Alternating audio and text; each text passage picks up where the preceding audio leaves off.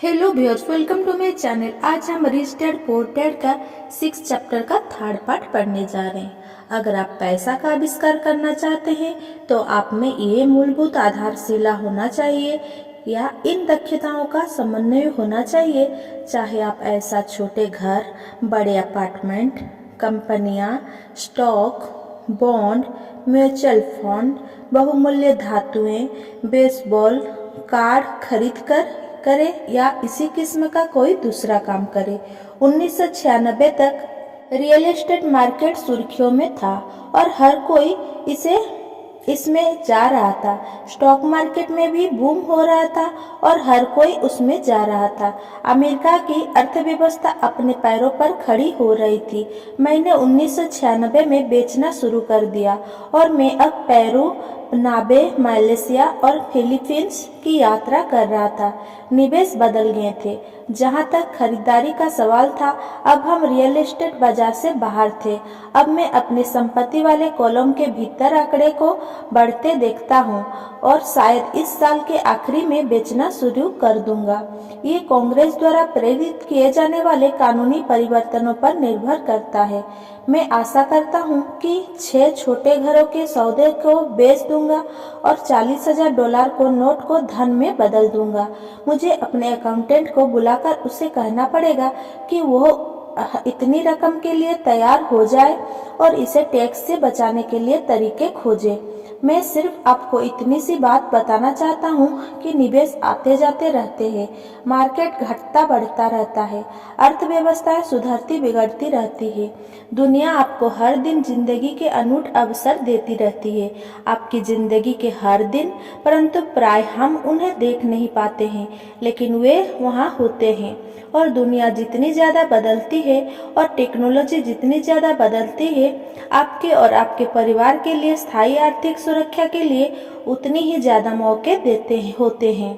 तो अपनी फाइनेंशियल बुद्धि को विकसित करने का झंझट क्यों उठाया जाए। एक बार फिर मैं यही कहूँगा कि आप ही इसका जवाब दे सकते हैं।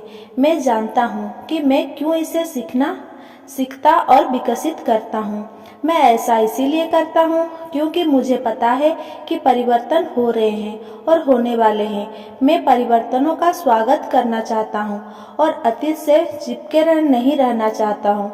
मैं जानता हूँ कि मार्केट में ज्वार आएगा और मार्केट में भाटा भी आएगा।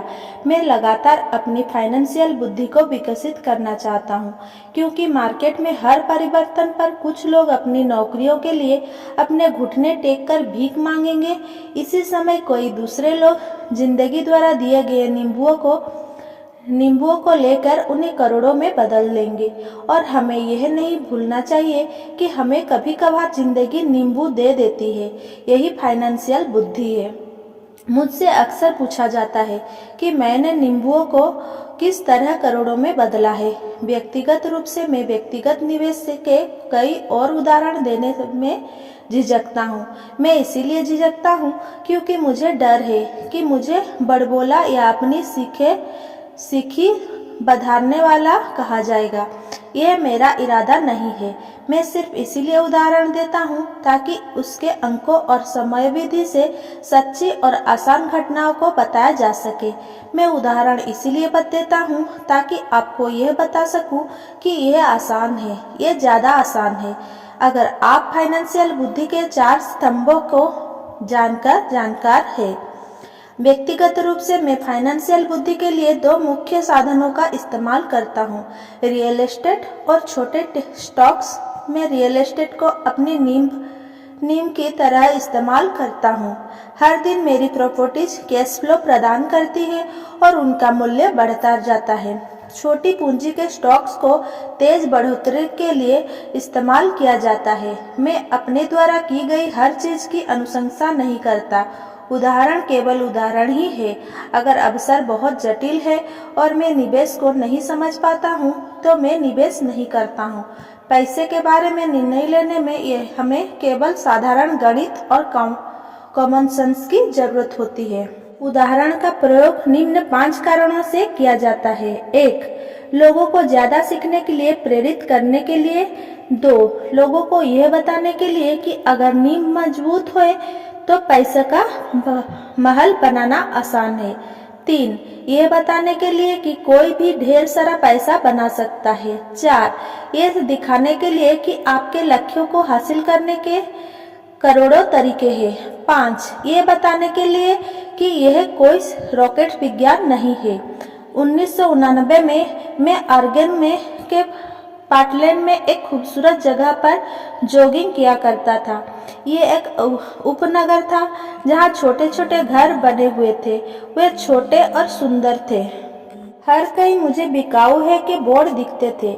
टिम्बर मार्केट का बुरा हाल था, स्टॉक मार्केट में क्रैश हुआ था और अर्थव्यवस्था में मंदी थी। एक सड़क पर मैंने एक बिकाऊ है का बोर्ड देखा जो वहाँ काफी लंबे समय से लगा हुआ था। यह पुराना दिख रहा था। एक दिन इसके पास से जॉगिंग करते समय मेरी मुलाकात इसके मालिक से हो गई, जो परेशान दिख रहा था। मैंने पूछा, आपने अपने घर की क्या कीमत लगाई है?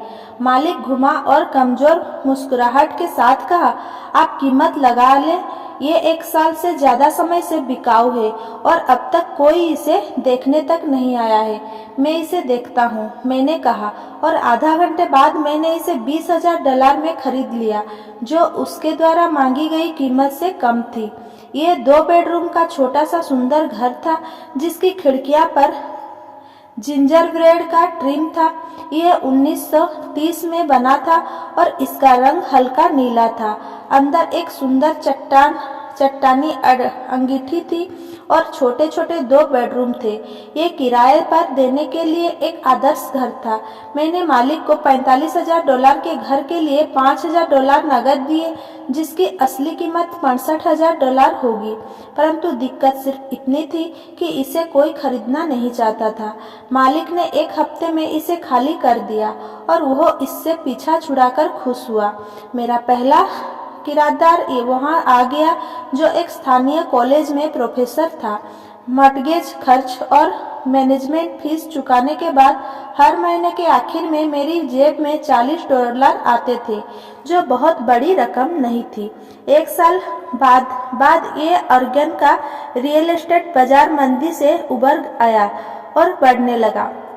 कैलिफोर्निया के निवेशकों के पास अपने रियल एस्टेट मार्केट की तेजी का बहुत सा पैसा था और अब वे उत्तर दिशा में आकर ऑरेगन और वाशिंगटन में खरीदारी कर रहे थे।